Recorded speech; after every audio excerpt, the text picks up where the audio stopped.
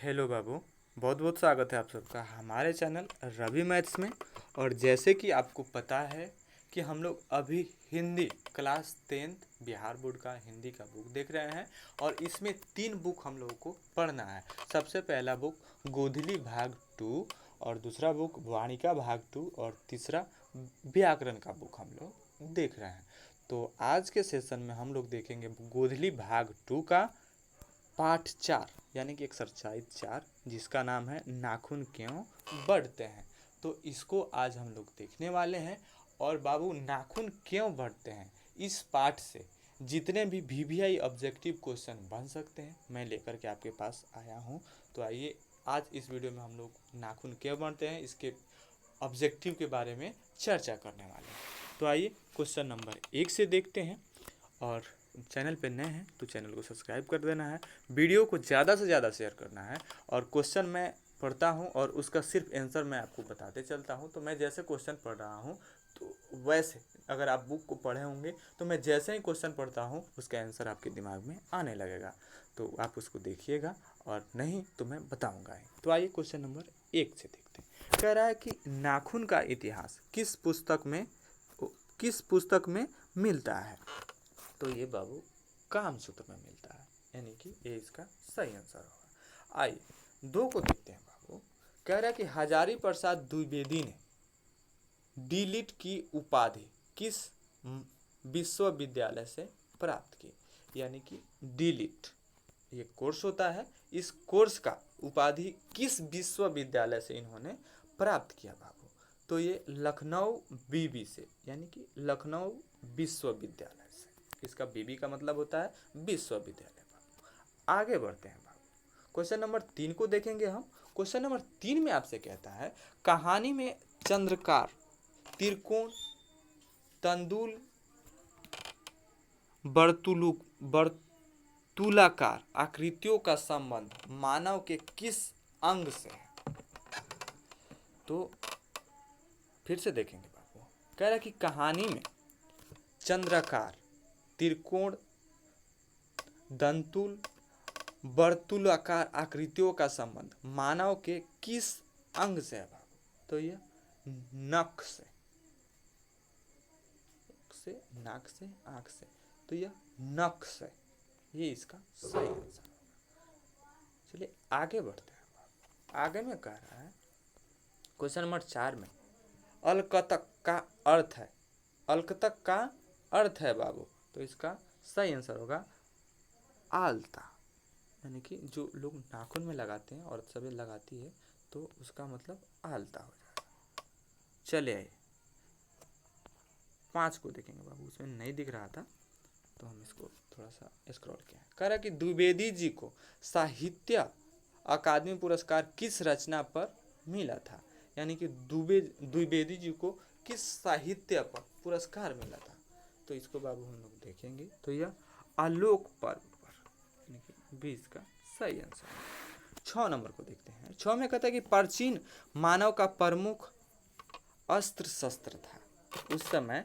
अस्त्र शस्त्र आजकल तो अस्त्र शस्त्र बंदूक गोली बंदूक हो गए हैं, लेकिन उस समय क्या था बाबू। तो उस समय नाखून था। चले ये 7 को देखते हैं। 7 में कह रहा है आर्यों के पास था। आर्यों के पास था क्या था बाबू। उन लोगों के पास लोहे का अस्त्र, घोड़े, मिट्टी कच्ची का घर, इनमें से सभी। तो बाबू उस समय लोहे का अस्त्र भी था, घोड़े भी थे, मिट्टी का कच्ची का घड़ा भी थे। यानी कि डी का सही आंसर होगा। चलिए अब 8 को देखते हैं। 8 में बाबू आपसे पूछता है बाबू क्वेश्चन नंबर 8 को देखेंगे हम। 8 में कह रहा है कि सब पुराने अच्छे नहीं होते और सब नए खराब नहीं होते। इस ऐसा किसने कहा बाबू। सब पुराने अच्छे नहीं होते और सब नए खराब नहीं होते, ये किसने कहा बाबू। तो ये कालिदास ने कहा था। 20 का सही आंसर होगा। 9 को देखते हैं बाबू। 9 में आपसे कहता है नखदर मनुष्य आज किस पर भरोसा कर रहा है। नखदर मनुष्य यानी कि जो ज़्यादा गुस्सैला होता है वो आज किस पे भरोसा कर रहा है। कह रहा कि एटम बम पे यानी कि सी इसका सही आंसर होगा। 10 को देखेंगे बाबू हम।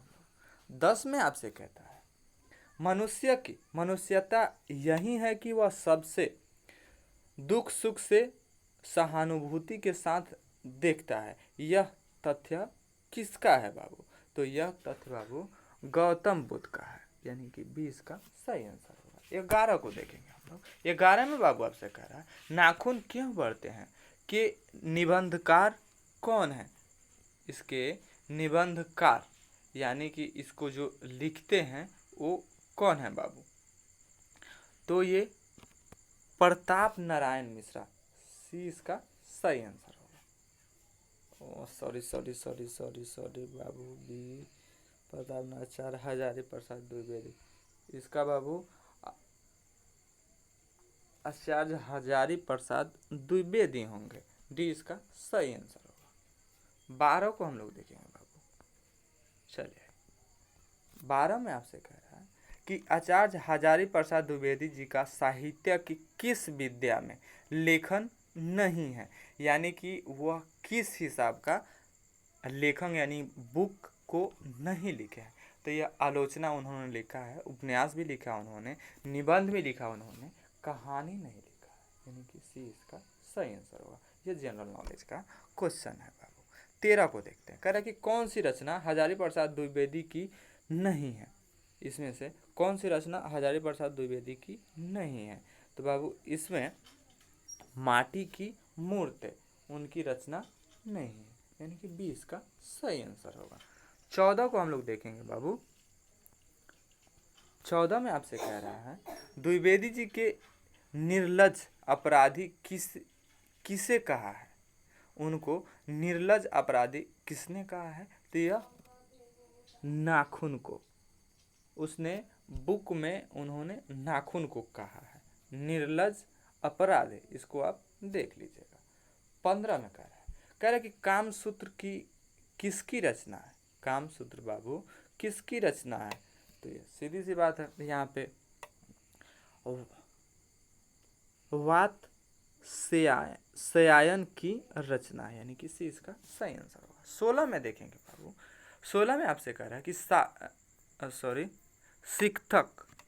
शिक्षक का अर्थ होता है, शिक्षक का अर्थ होता है बाबू मोम, यानी कि मोमबत्ती।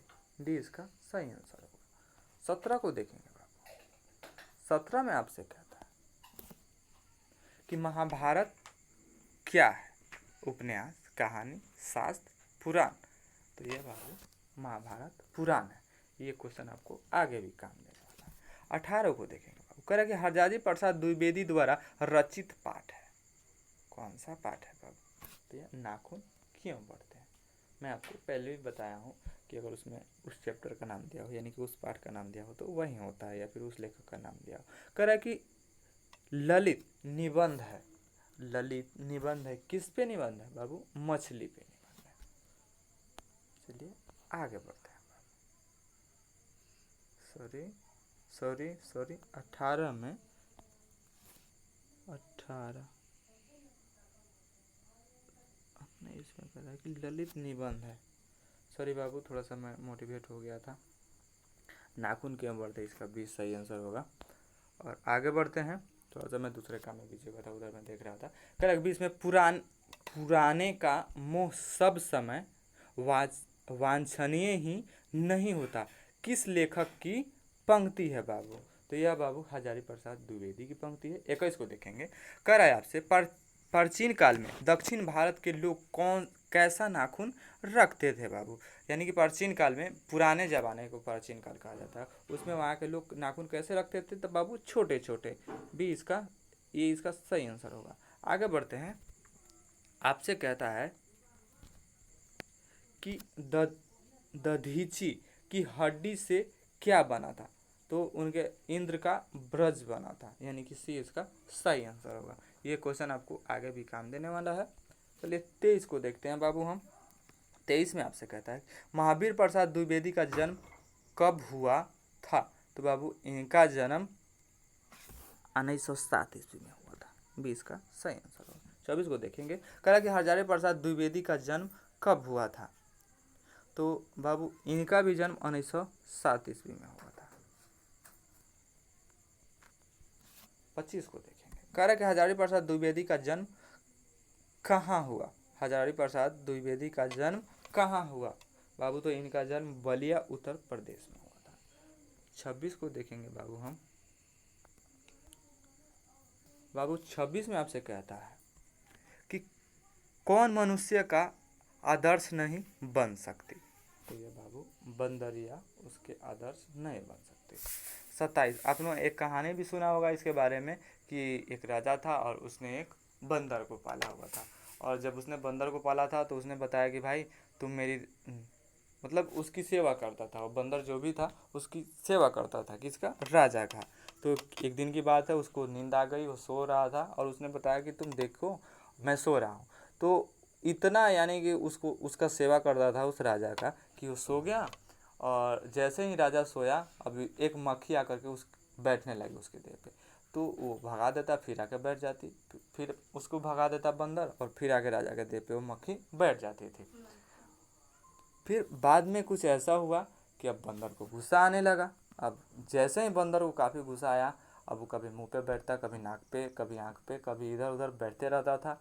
बाद में एक ऐसा समय आया कि वो मक्खी जो थी जाकर के राजा के नाक पे बैठ गई। उसके बाद में नाक पे से भी हट गई। उसके बाद में अब वो जाकर के लास्ट टाइम घेंट पे बैठ जाती है कि नट्टी पे, जिसे हम लोग बोलते हैं, उस पे जाकर बैठ जाती है। अब एकदम बंदर को गुस्सा आ जाता है। तो जब वो गुस्सा में हो जाता है तो बस उसको दूसरा कुछ नहीं दिखता। अब उसको दिखता यही है कि इसको कैसे मारे ताकि राजा जगे। तो राजा भाई खुश, राजा को भी तो खुश करना था। अब ये क्या किया, गया राजा का तलवार लाया और एकदम भीर गया उस पर, यानी कि राजा का गर्दन काट दिया। मक्खी उड़ गई, मक्खी तो बच गई पर राजा साहब खत्म हो गए। तो इस कहानी से मैंने जो आपसे कहा, इससे यही सीख मिलता है कि मनुष्य का तुलना बंदरों से कभी नहीं किया जा सकता है, यही इसमें कहा गया है। तो आइए आगे बढ़ते हैं, क्वेश्चन नंबर 27 को देखते हैं। कह रहा है कि देवताओं का राजा राजा से किन्हें संबोधित किया जाता है।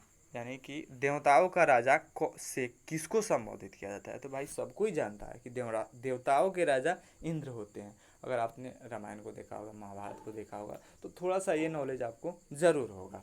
ये देवताओं के राजा होते हैं, यानी कि इसलिए राजा होते हैं कि जितने भी देवता होंगे ये लोग लड़ाई करने यानी कि युद्ध करने नहीं जाते थे।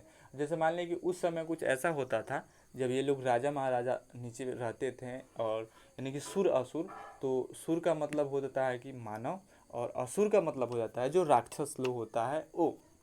तो उस समय राजा का ये होता था, मतलब राजा हुआ करता था सब, सुर का भी और असुर का भी।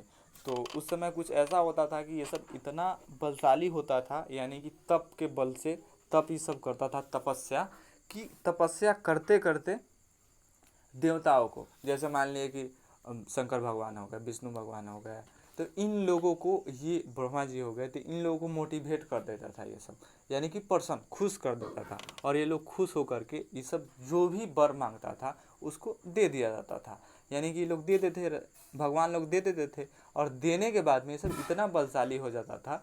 और बलशाली होने के बाद में ये मनुष्य नहीं, ये जो राक्षस होते हैं असुर, वो अत्याचार किया करते थे। ऐसा नहीं है कि सिर्फ असुर ही किया करते थे, ये लोग भी किया करते थे।